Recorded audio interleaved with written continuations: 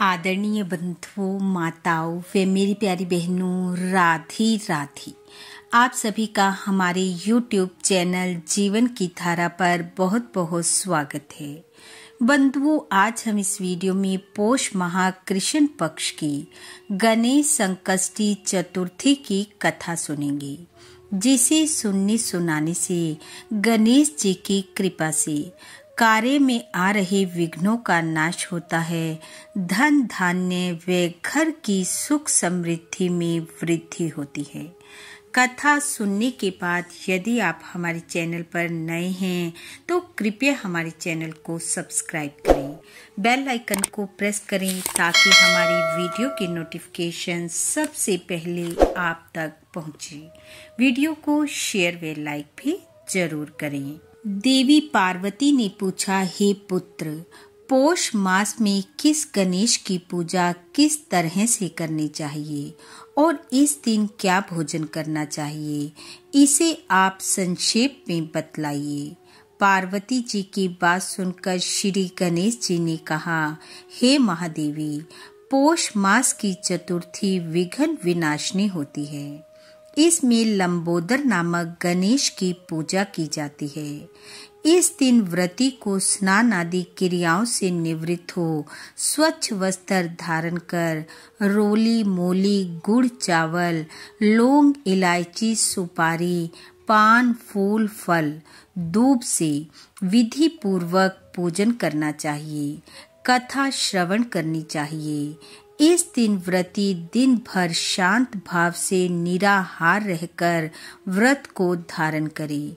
दिन में शयन ना करे, ब्रह्मचर्य का पालन करे। रात्रि में चंद्रमा का पूजन व अर्घ देकर भोजन ग्रहण करे। और जो मनुष्य इस दिन दूध से बनी खीर में शुद्ध घी मिलाकर गणपति मंत्र से हवन करे तो वह शासक को भी अपने वशीभूत कर सकता है।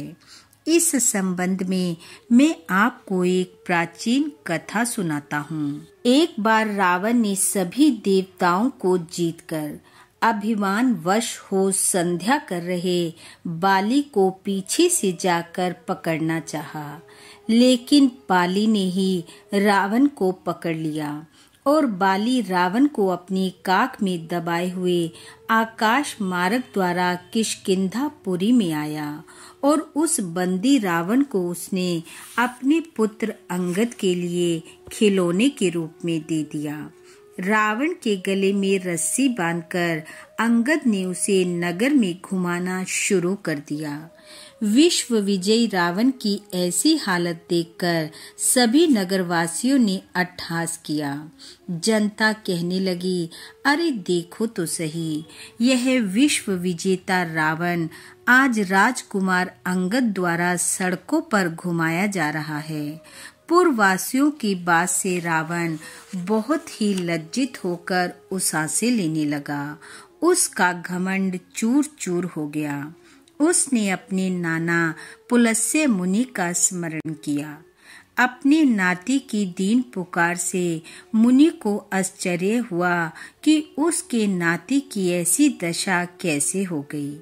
गणेश जी कहने लगे, हे देवी, अत्यंत घमंड करने से देव दानव मनुष्य आदि सभी का पतन अवश्य होता है।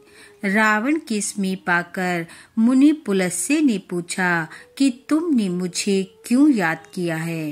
रावण ने कहा, हे नाना जी, देवताओं को जीतने के कारण घमंड करने से मेरी यह दुर्गति हुई है। मैंने संध्या करते हुए एक वानर राज को देखा। पश्चिमी महासागर के तट पर मैंने उसे पीछे से पकड़ने की चेष्टा की, परंतु मैं ही उसके द्वारा पकड़ लिया गया।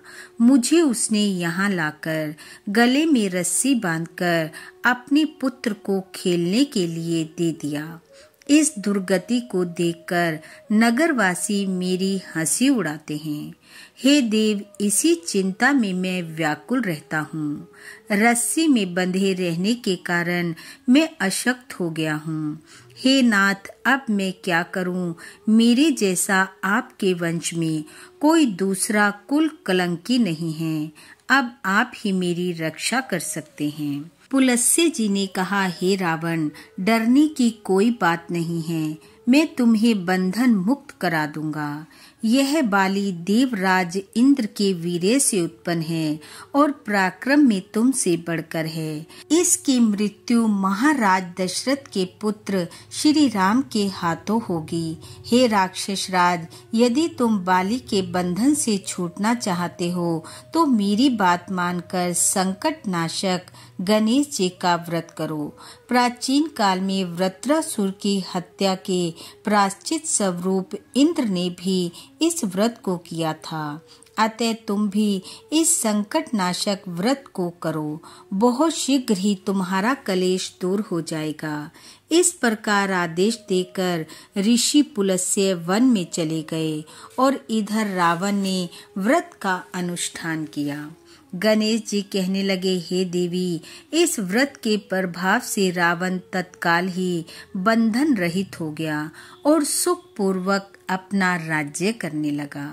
भगवान श्री कृष्ण कहते हैं, हे युधिष्ठिर, आप भी इस व्रत को कीजिए। इस व्रत के प्रभाव से समर में समस्त शत्रुओं का संहार करके आप अपने उत्तम राज्य को अवश्य प्राप्त करेंगे। भगवान श्री कृष्ण की बात सुनकर युधिष्ठिर ने विधि पूर्वक पौष कृष्ण चतुर्थी व्रत को किया और इस व्रत के प्रभाव से गणेश जी की कृपा से उन्होंने अपने राज्य को पुनः प्राप्त कर लिया और सुख पूर्वक राज्य करने लगे। बोलो गणेश जी महाराज की जय। बंधुओं, गणेश जी की कृपा आप व आपके परिवार पर सदैव बनी रहे। आपका घर आंगन खुशियों से महकता रहे। इन्हीं शुभकामनाओं के साथ आप सबका बहुत बहुत धन्यवाद। राधे राधे।